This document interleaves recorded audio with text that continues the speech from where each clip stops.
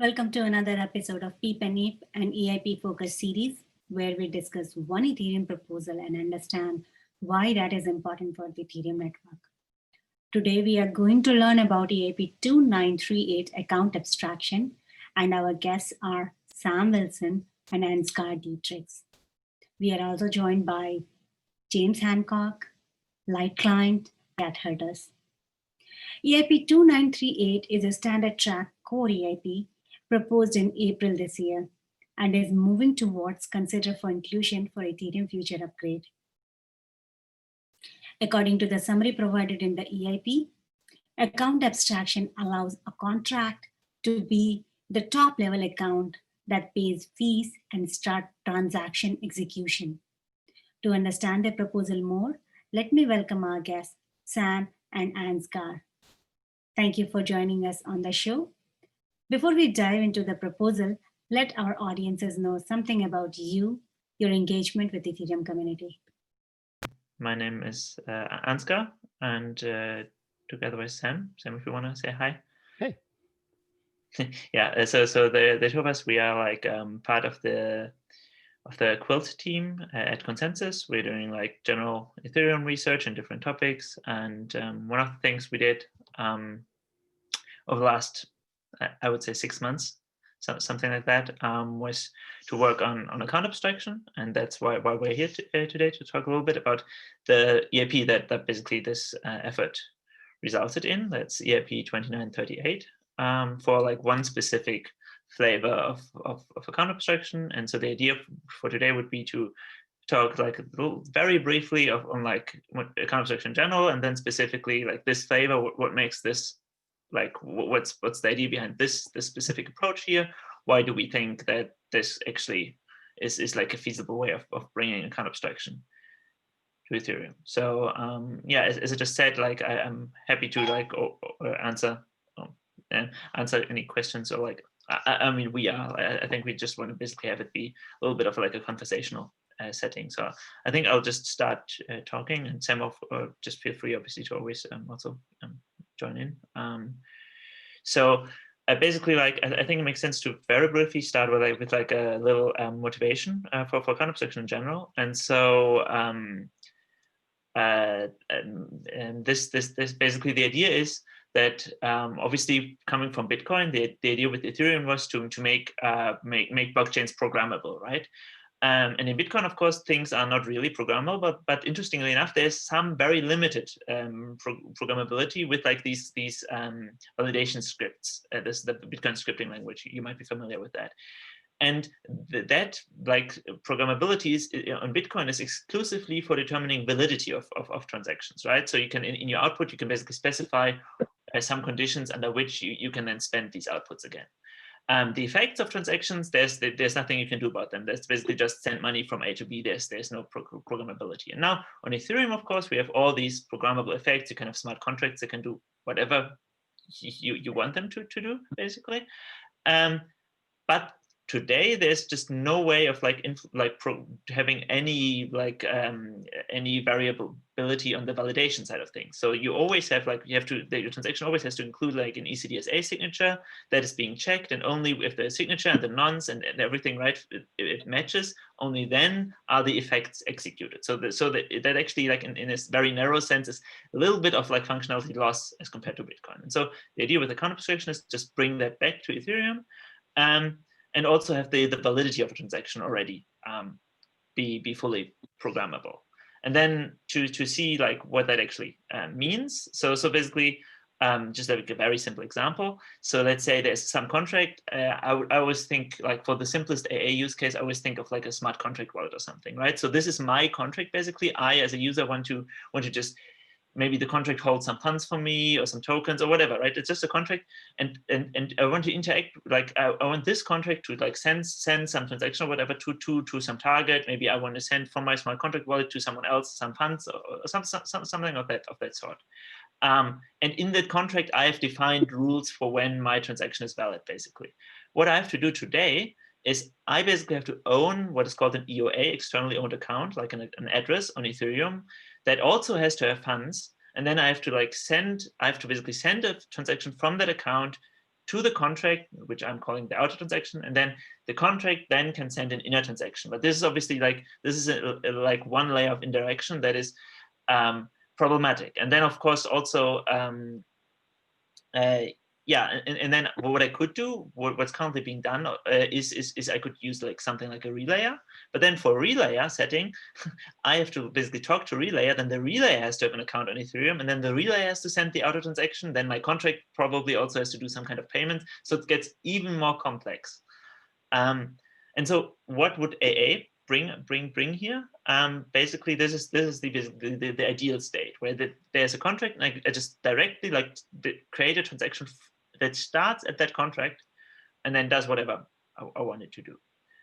And so how do we basically get there, or what would that kind of look like? So I think Sam has like this great example here to like what like this could look like in a very basic sense in something like Solidity. Yeah, so this is a sketch. This isn't something that's been decided yet of what Solidity could look like. This is based off an earlier prototype that Quilta had built. But the major points you're going to see here are the account keyword before contract, which signifies that this is an abstract account. You'll note that the signatures are actually embedded in the transfer function arguments. You'll see here sig0 and sig1. So this implements a multi-signature. And what's neat about this is that the validation and the signature validation specifically is completely implemented inside the contract. Then you'll note the pay gas call, which informs the blockchain how much the contract is willing to spend to pay for the transaction. And then you have the last two lines here, which just forwards the transaction on. So this is a 2 of 2 multisig that uses account abstraction. Yeah, which I think is really neat, as a very simple example. And then just very briefly, I think we originally held like a presentation at ETH Online, the hackathon, and there we spent some more time on like use cases. I think for this session it's probably less relevant, so we condensed that into like just one single slide. Then we can go back to the actual EIP. But yeah, maybe I think Sam, that's mainly your part, right? So if you want to. Yep. So there's 5 main use cases that we were considering when we were designing the EIP. The 4 that we think are really good examples are a smart contract wallet, which Ansgar already described, a mixer like Tornado Cash, which anonymizes funds by mixing them together into a pool, in-app tokens, which is the idea where, say, like an on-chain game or a DApp that provides fees for its users, tracks those with in-app tokens, so you can build that with account abstraction. And I forgot to rename the last one, but that's supposed to be DeFi arbitrage, which is profiting off of price differences between markets. And all of these use cases are significantly improved with the introduction of AA. Yeah, so maybe before we, so I think the next slide, unless I'm mistaken, should be actually start to look into the actual details of the EIP. So just briefly wondering if there are already like any specific questions for like the more the kind of motivation or goal side of things, or otherwise I'd just go ahead and start with the EIP itself, which I assume is probably the main focus here. So, okay. So then just one slide for like the motivational thing. Sorry, I was on mute. No worries. This is like from the perspective of a developer, I'm like, this kind of lays it out well. Could you maybe like, as like a user of Ethereum, where this becomes like easier or better for them? Sure. So basically, I mean, I think one example would definitely be just something like a smart contract wallet, where I think, of course, the question is like how many people are actually using smart contract wallets. There's always, right, a lot of people don't actually have like something like Hypnosis Safe or something. But if you like, for users that actually do have smart contract wallets, using them would just become way easier. So for example, I don't know if you kind of like, I don't know, one of the ones that I'm using a little bit is like the Argent wallet. Yeah, which a is great. lot of people use Argent wallet. So yeah, exactly. But of course, what they do is they usually they relay the transaction for you. Basically, they do under the hood everything, and that comes with the disadvantages as well. So like, and like during the like gas price peaks, they initially, I think they still kind of paid for all if I'm not mistaken, at least paid for all user transactions, but then at some point they basically stopped doing that and something. And it's basically this always adds this one additional layer of indirection where you kind of, right, what if they set the wrong gas price? Then you don't just you can't just go and like change that. You kind of need an EOA. What if you don't have one, right? So it's basically just that it usually just simplifies things. Similar, like for example, with this kind of in-app token example, where you could already have something where you just rely on the dApp developer to like send the transaction for you or something. But like it's just so much cleaner if you can basically just go to the contract and like send a transaction there directly, where you don't ever like you don't even have to own any ETH. You only maybe like you're a new user, you only own some fancy dApp token or whatever, and then one transaction costs like they charge you one fancy dApp token for that, and you can just go directly on chain yourself. You send the transaction, you pay with one fancy dApp token, and they under the hood do all the gas whatever thingy, pay for it with some ETH or whatever. But you can do it directly on chain. You don't have to go to like their server, and then you have to trust that whatever you want them to do, they actually do. I think that's probably the most important user-facing change, is that you don't need to rely on any infrastructure other than the Ethereum clients. You don't need relayers. You don't need anything that might become abandoned over time or requires off-chain support. It just works all on chain. Okay, yeah. So like if right now if I use Argent and I send a transaction, they decide how much gas they're going to be paying for something, even if I'm kind of indirectly paying for it. But maybe I really want it through, so I don't care about paying a lot, but maybe someone else doesn't care, so they'd want to pay cheap. But we both have to rely on Argent to figure out either of those cases, rather than like me as an individual, I can just decide, oh yeah, I want to pay more now, or I want to pay less.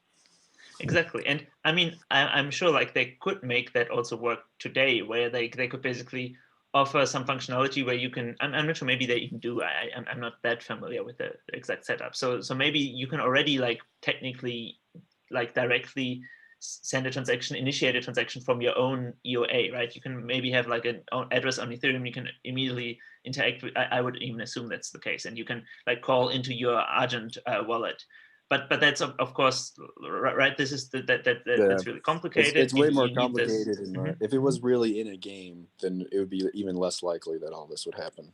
Exactly. Yeah. So for me personally, like for me, this in-app token example really is like was the most motivating example of like new users that never have to own any ETH, right? They only own the game token or whatever, and they pay the developer with the game token, but they can still do it like directly on the chain. They don't have to, right? If they want to, or if they don't want to, they can always obviously go through the interface of the game or something, but they can always basically fall back to the chain directly if they want to, which I just think is like a very clean design pattern. So I have a quick question. One of the major, well, so first off, are you guys done? Sorry, I don't mean to interrupt. I'm not sure. Yeah, I think so. Okay. Sorry. One of the major things about the EIP that I'm seeing is that it sort of eliminates the gas limit and it replaces it with the block gas limit. And I have a question regarding that. Yeah. Oh yeah. So no, go ahead. Sorry. I think we'll get to that when we get to that part of the specification. Okay. Well, then we can just come back to it. That's fine.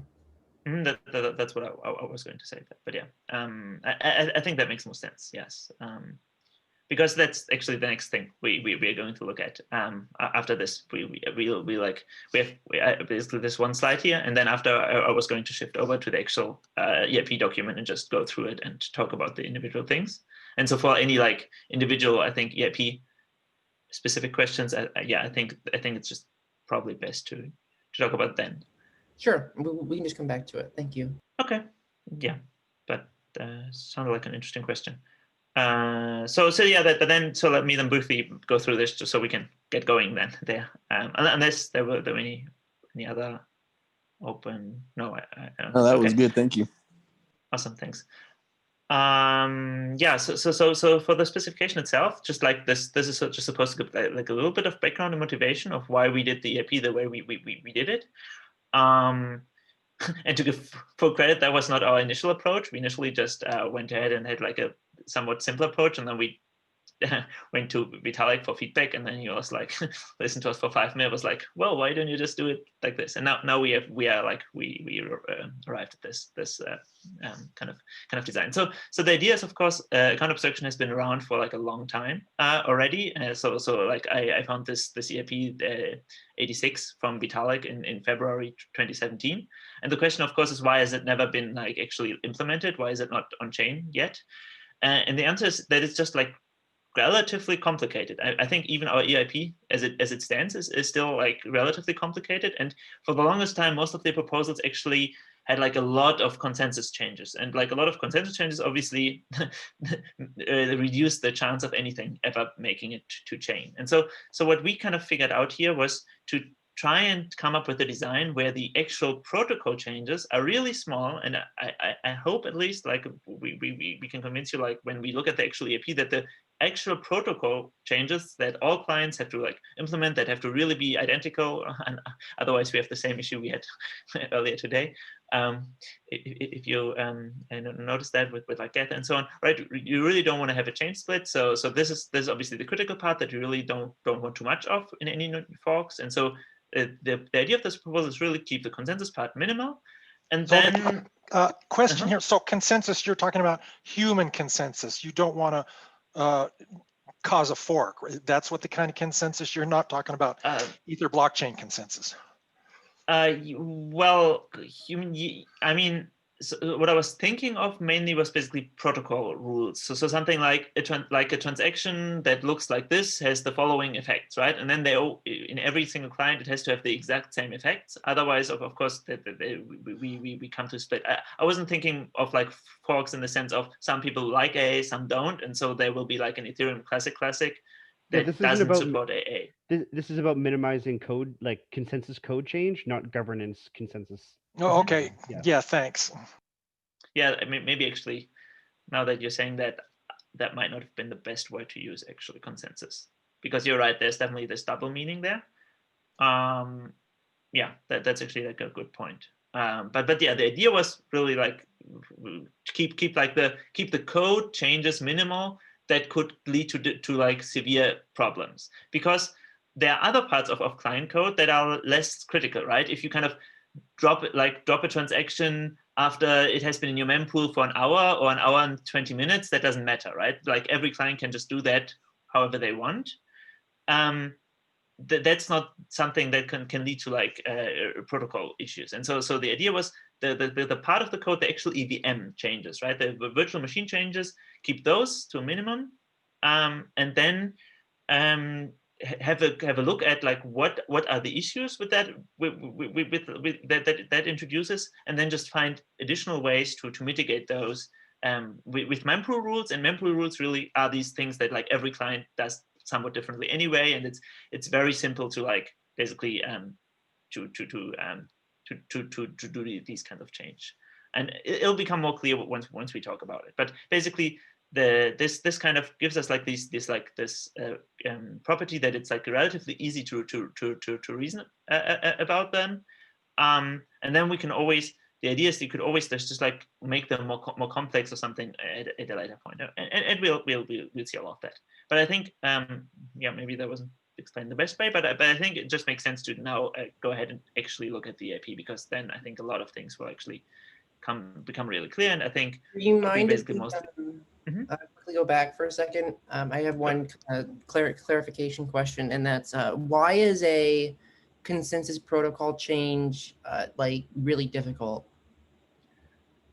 So difficult just in the sense that it's difficult because every client needs to implement it exactly the same way, as opposed to like a mempool rule where it's fine for them to be somewhat different as long as they're compatible.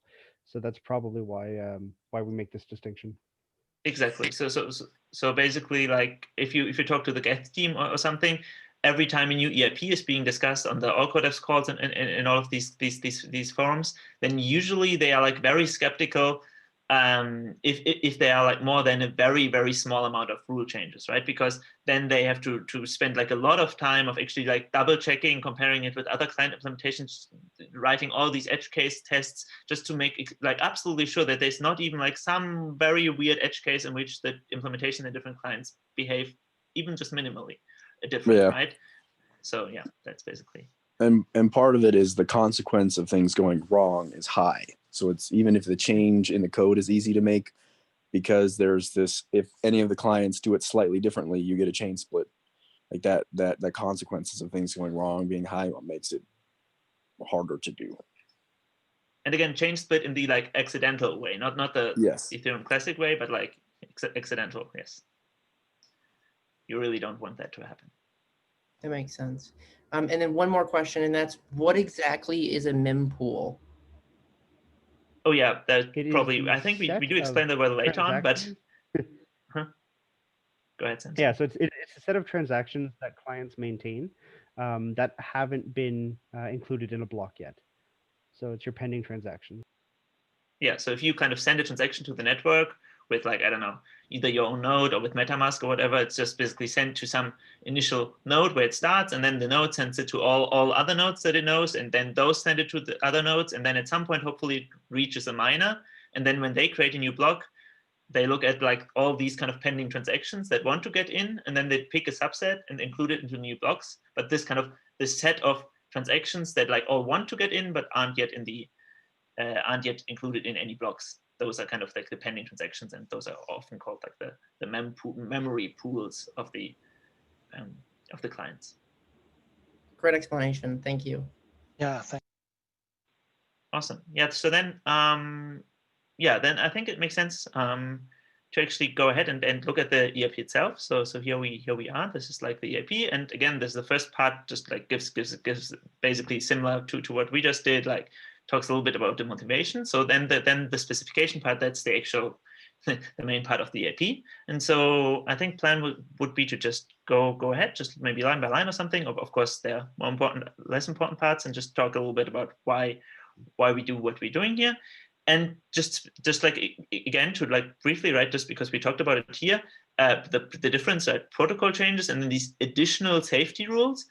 For now, like what and a specification for now, like all of this is actually like the protocol changes. These are like the really critical changes that everyone has to do the same. And then a little bit further below is like the section with these kind of additional safety rules, and I'll make that extremely clear once we reach here. So these are all actual consensus changes. And so basically, right, there will be some fork in which a account abstraction would be included, if it ever will be. And at that point, we introduce a new transaction type. These constants, they'll only be useful in a second, so we'll come back to them. Transaction types, what is that even? There's another EIP, which I think is currently still in a position to be included in the Berlin fork, if I'm not mistaken. So Yep. this is EIP-2938. That's right. And That's that is yes, awesome. And that is typed transactions. So I'm not sure, maybe it makes sense to briefly open that and then close it again.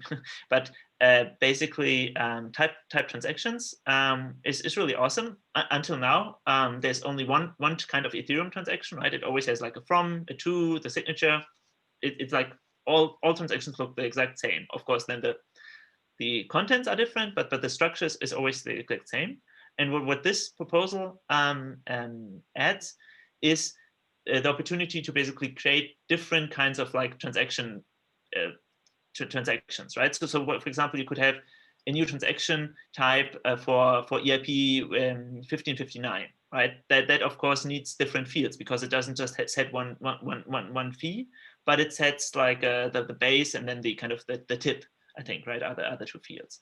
That kind of then transactions for EIP 1559 look a little bit different, right? And so this EIP is basically just introducing the possibility of having like new kinds of transactions. And so account abstraction would be one of these new kinds of transactions. So we don't actually add any new types of accounts. There will still only be like these EOA, externally owned accounts, that only have like a balance and a nonce. and there will be contracts, which of course also can have code and storage. So we don't add any new type of like account. We only add a new type of transaction, and this new type of transaction is an account abstraction transaction basically. As you can see, this is basically here. This defines what this kind of transaction will look like, and you can see it only has 3 fields. So normal transactions have, I think, like 6 or 7 fields. So this transaction is really like way smaller, because again, most of like the logic will be kind of outsourced now to the actual contract. Because the target is basically the contract. This is like the account abstraction contract, but it's just like a normal Ethereum contract that's supposed to like pay for this transaction. And then the only other things you actually specify is like a nonce, and we'll talk in a second about why you still need the nonce in the, like, why can't you just like also leave that up to the contract. The main issue here is like transaction hash uniqueness. Right now in Ethereum, you never have 2 transactions with the same hash, and we still want to keep this. And so there has to be something in a transaction that always changes from one to the next. And so this is like the nonce. So the nonce still is kept. But then everything else, like the signature, the kind of all of these things are just moved to the data field. So the data is just like call data, that's just arbitrary bytes. And you just send the contract, whatever the contract expect you to send it to, in order to decide if it wants to pay for the transaction or not, right? You can put a signature in there. You can put basically whatever you want. Just it all you can, like, if the contract lets you decide how much, like what the fee should be, what the gas limit should be, you put all of that into the data field if you want to.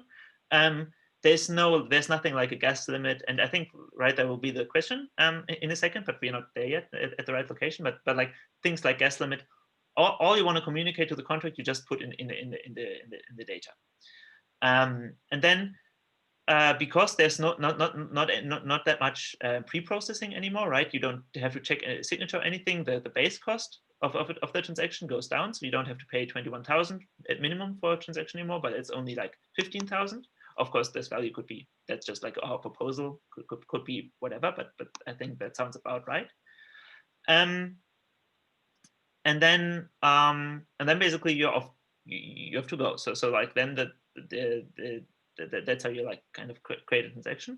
And then how does a transaction actually, like, how is that being processed? So again, nonce check, just the exact same. So the nonce is just is being checked as it would be for any transaction. You check the nonce, and if it's the right nonce, then you kind of process the transaction. And if it doesn't, and then basically at the end, once it's included on chain, you always increase the nonce by 1. That's just as it is before.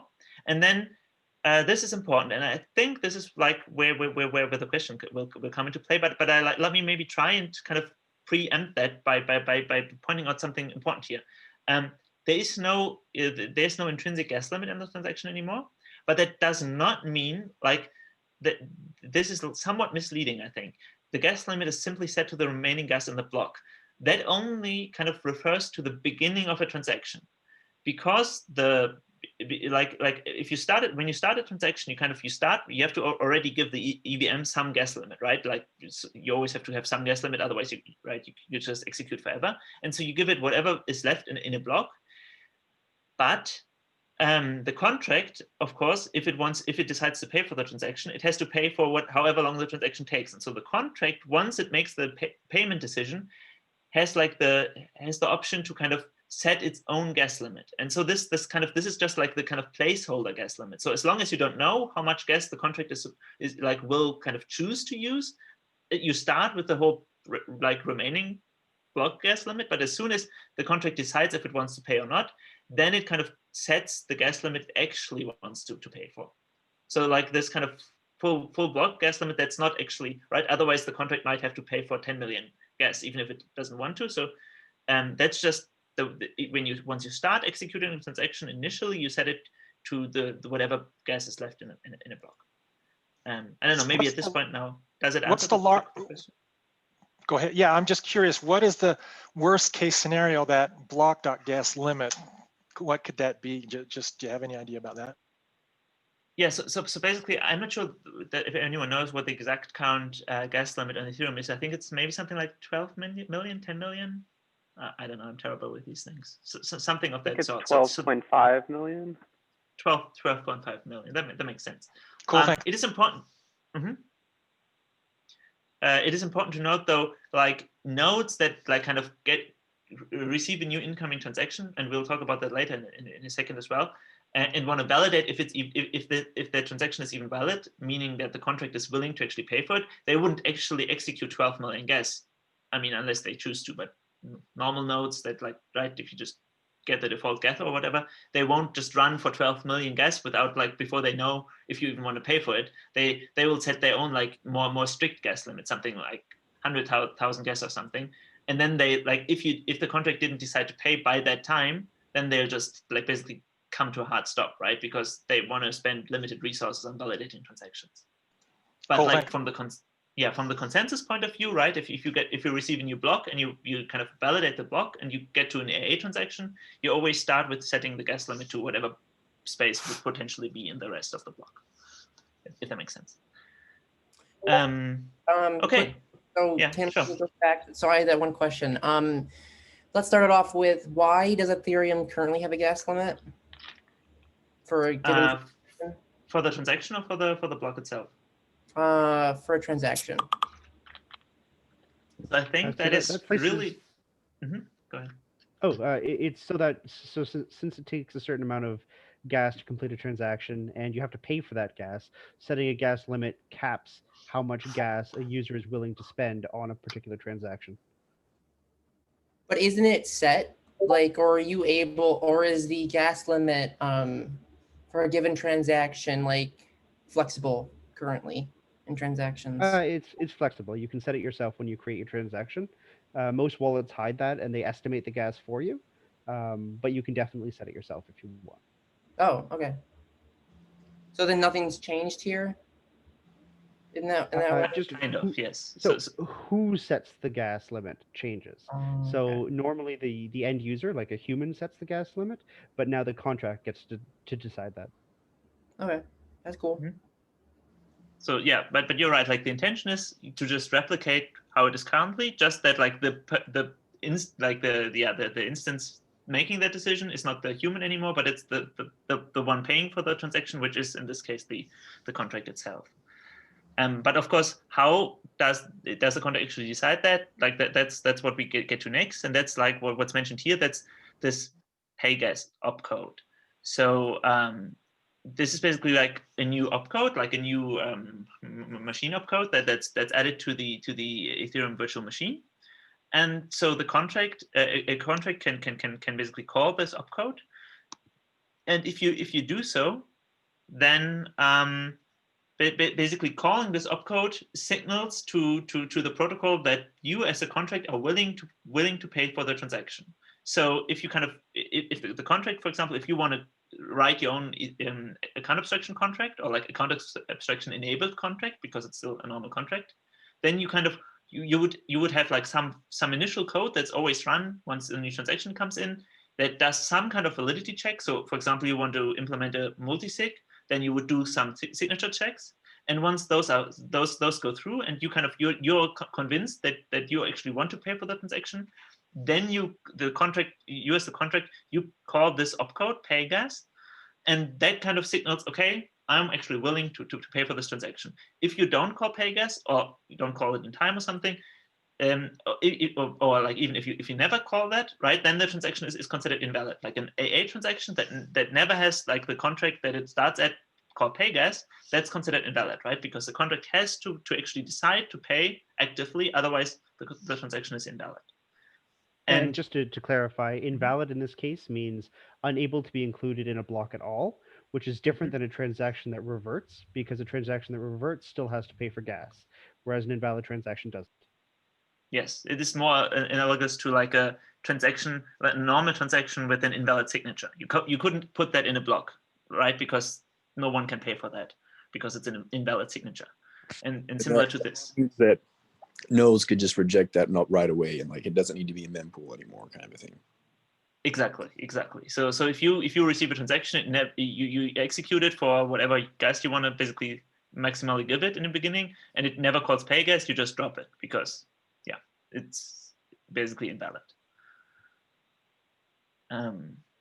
Yeah, that's exactly right. So they can't. Whereas, and this is important now, and I think we're like maybe a little bit ahead, but we can just maybe if I just scroll down here, because this is like this section goes into the functionality of like the functioning of this Pegasus opcode in more detail.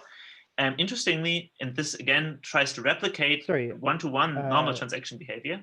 Oh, sorry, go ahead. On my screen, I'm seeing the slides still. I don't know if that's true for everybody. Wait, you do? We can see the proposal here. Yeah, I'm not seeing the slides. Oh, okay. Oh, okay. Maybe it's on your end. It's just me then. Most likely. I'll open the recording also that that comes through. But yeah. And then I'll just operate under the assumption that in the recording it's fine. So again, like another aspect that was just brought up, so that's perfect actually, that also tries to replicate how normal transactions work when a human makes the decisions, is once the signature is actually valid in a normal transaction, and then later on the contract like reverts, basically like the execution in the contract also runs into an error basically, then you still have to pay for the transaction. It's still included in a block, right? It's just that it doesn't have any effects. And so in our case here, once the contract pays pay gas, that kind of locks like the decision into place. So if afterwards this contract, or maybe like some child contract that you call into or something, if that then hits like an error and reverts, then you still kind of, you can only basically, it only reverts up to pay gas. So at the moment of pay gas, you first make the payment basically, and then you kind of freeze all state. And then any other further changes, they can basically be reverted, and then those don't actually get applied if a transaction fails. But everything that happened before pay gas, that basically is frozen into place, that can't be changed anymore. So even if you do like some state changes, right? If the contract stores something to storage or something before pay gas, and then after pay gas it reverts, these changes don't revert. So you can kind of do some accounting, you can kind of you can store locally, like this user, I already paid for a transaction from this user. And so even if the transaction from the user then fails, then the next time they send a transaction, you still basically in your storage, you still have like the little remark you did where it says like the transaction, you already paid for one from the user, and then the contract can say, well, I don't want to pay for another one or something.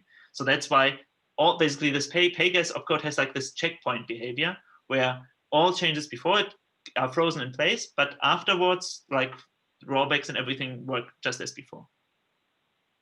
If that makes sense. Which I'm not sure actually if that's probably detailed somewhat here.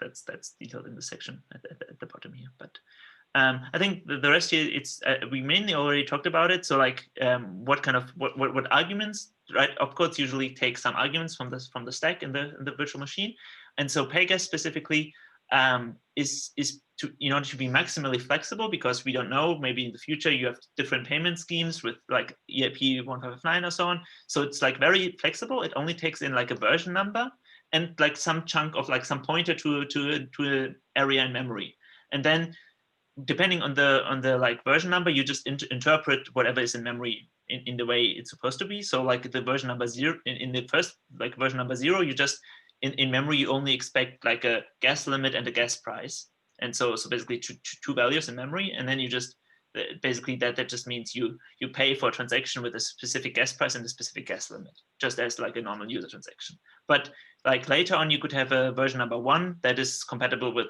EIP-2938, or a version number 2 that might be compatible with whatever future changes there will be, if that makes sense.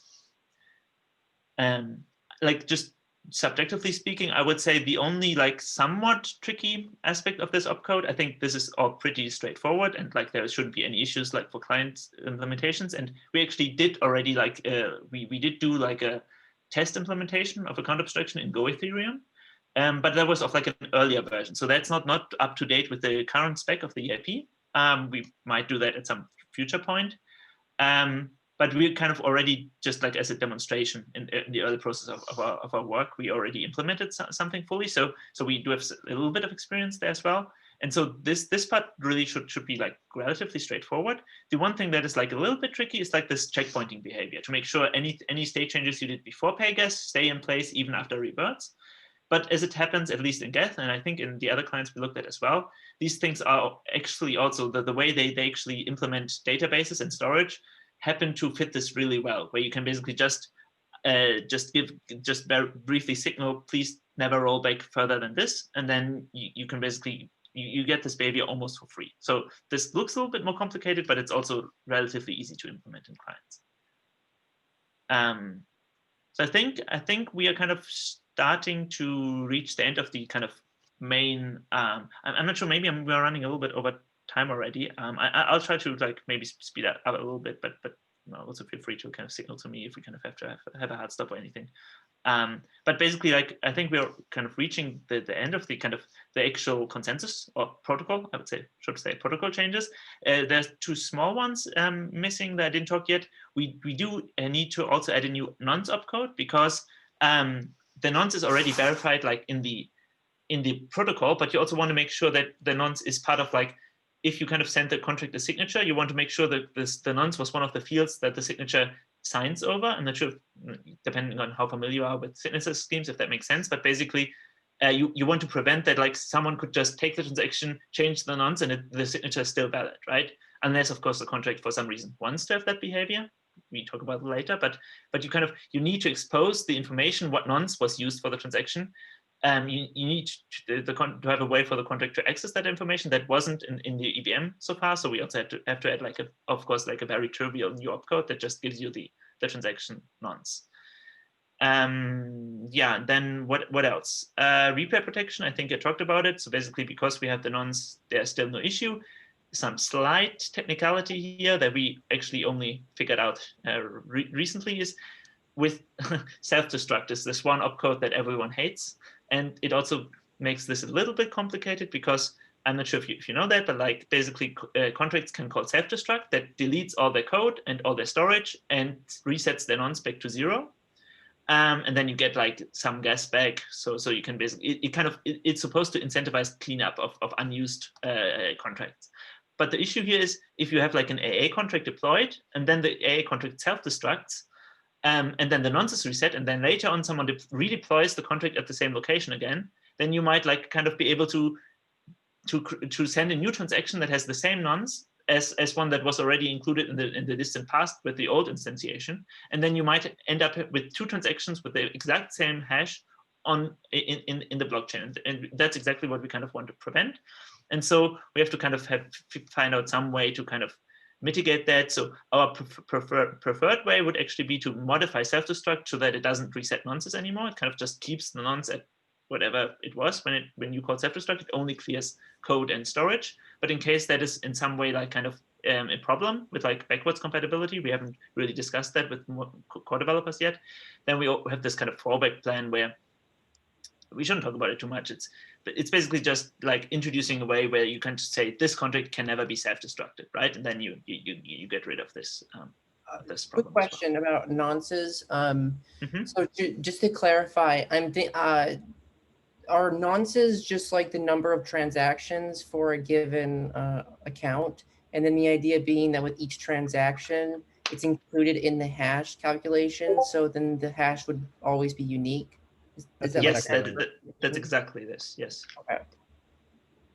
And what if you want to be really technical, then there's like this slight nuance that nonces for contracts also track how many child contracts they deployed. So if a contract calls create or create2 opcodes, that also increases the nonce of the contract. So if a contract has a nonce 15, then it means it basically had 15 interactions, either like transactions, right? AA transactions or contract deployments, but that's like a technicality. Okay, so this miscellaneous section is the last one of the protocol changes. Afterwards, we come to the mempool rules, and probably should recess like timing to time. But just briefly here, I think those are not really relevant though. Like there's the technical question, like if the AA contract, if they look at who sent the message, the transaction, there's not really someone who sent the transaction, right? It just comes out of nothing. It just starts there. So we create this new special entry point, which is just like an address. If we go back where we defined it up here, it's just a new, like a special address that's all Fs. So like the highest address that could be.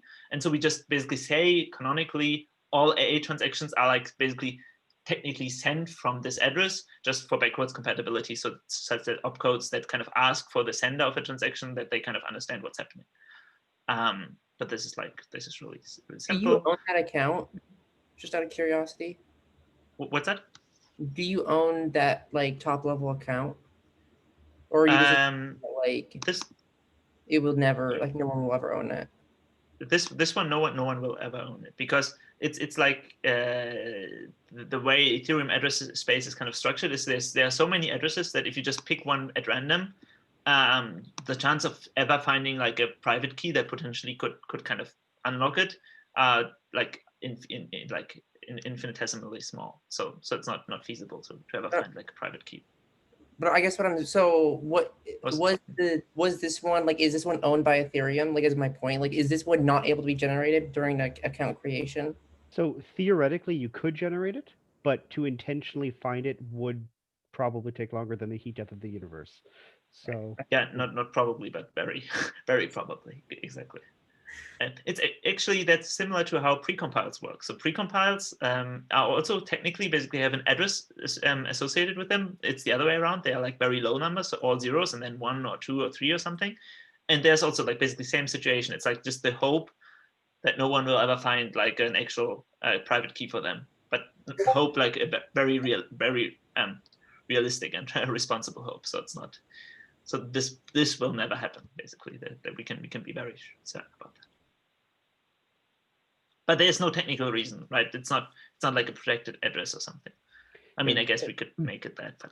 So the only reason why it's all Fs, if anybody's curious, is to show that this isn't an address that somebody has generated. Like, we could put any value here, but because it's all Fs, it's very unlikely that somebody has generated that particular address. Yeah, it's like a nothing up my sleeves number. That makes sense. Okay, so how are we time-wise? Is there still a little bit time to like talk about the more advanced aspects of the EIP? We probably like a few more minutes, just because this aspect that's coming now, it's important to at least get the idea across. And yeah, it just happens that account abstraction is this. I mean, that kind of illustrates my point from earlier, right? It's just like this complicated issue that like has all these different aspects to it, and so. But at least now we are at the close of what the protocol changes are. So I hope at least that like looking back at this, it kind of makes sense that this is something where you could see that, like, of course you might be of the opinion you don't want it to ever get to mainnet. That's fine. That's definitely is still an open question, but it's definitely something that could be implemented. It's very much feasible. It's not that big of a change. And now the one thing that's still left to basically demonstrate is this safe, right? Do these new transactions, do they work? Are there issues associated? And that's basically all that's left for now. So like, maybe, I think we have a slide there as well. And again, trying to basically keep it high level now for time issues. But basically, the issue why is account abstraction so complex is that it introduces new mempool challenges. We kind of already talked about them. This is kind of a way that I really like of like categorizing it. And if we just briefly want to walk through it, so basically, what if a transaction arrives at a node and it's just completely malformed, right? It just doesn't follow the specs. That's not an issue, right? You can immediately check that. It takes very little effort. You can immediately just throw the transaction away. For normal transactions, but also for AA transactions, it is like a very low impact of these kinds of transactions. What about transactions that look like valid, right? They have all the bytes in the right places. It's just that they are like, they actually, the signature is invalid, or in the A case, right, the contract never calls pay gas. Well, this is a little bit more tricky already.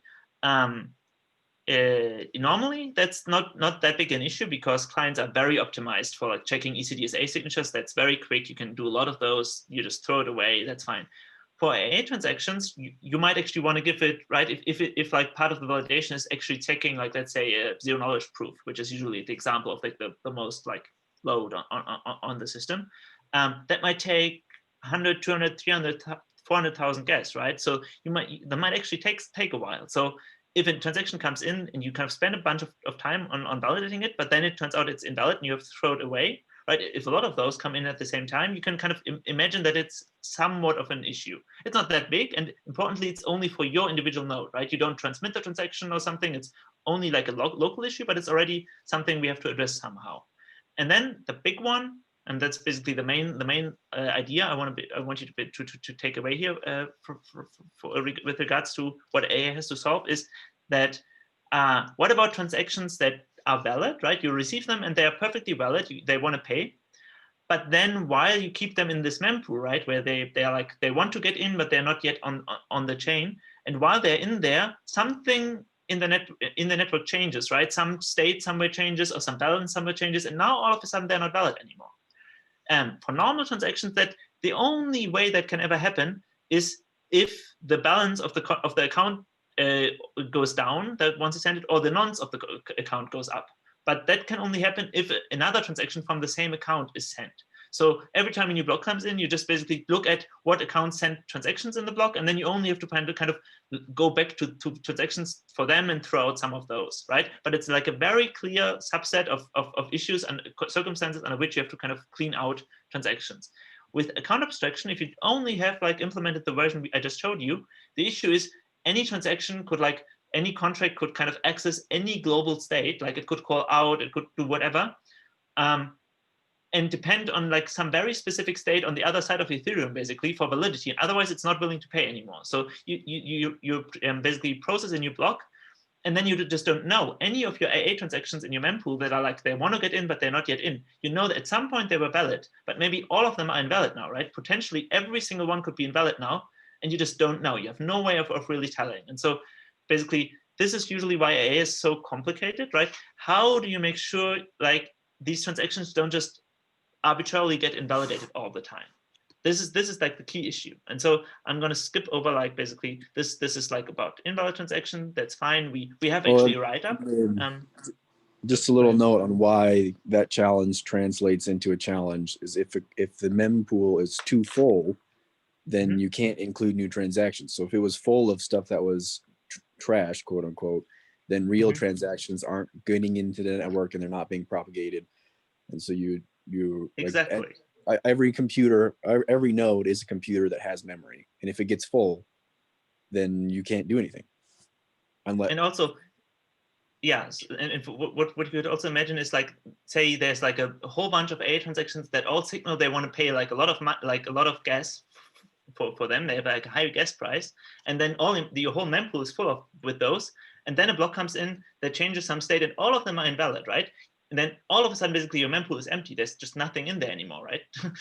And so then everything else has to be resent and so on. So it can also crowd out legitimate. Yeah, that way. Yeah, exactly. So this is like this one again. This we actually the next slide talks about it, but I'll skip over this. We do have like a write-up on this on ETH-Research. We link in the EIP if you go to the very bottom. Security considerations. This is very short here because we have our own write-up on ETH-Research, and this is like really big, and it's not fully. If you read it, you might be a little bit confused because we already wrote this in September, so it doesn't like it uses somewhat different language to refer to things because it was before we finalized the EIP draft, but it kind of basically addresses these concerns very clearly. That our verdict basically is this is not an issue.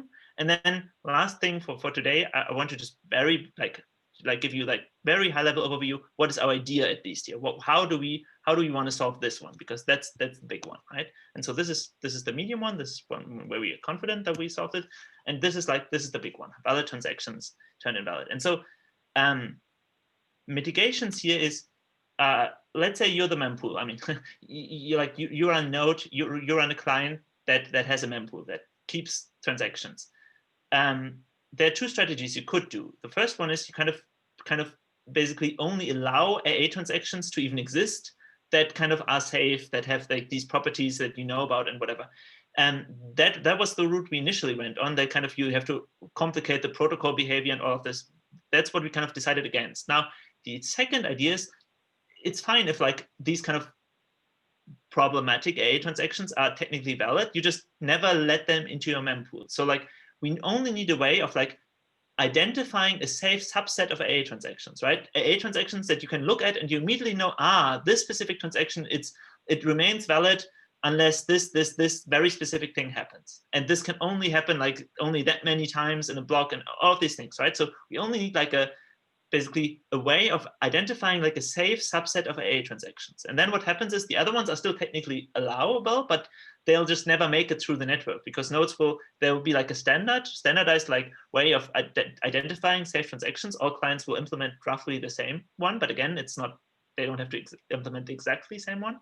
And then basically all AA contracts would be implemented in a way such that they kind of adhere to these safe rules.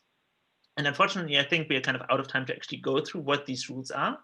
But basically, it's two parts. First part is make sure your AA transaction doesn't rely on external state. So like your contract that kind of checks if it wants to pay for it. It's not allowed to like go out in the world and read some external state and decide based on that, because again, that could change at any time. So you're only allowed to decide looking at your own state as a contract.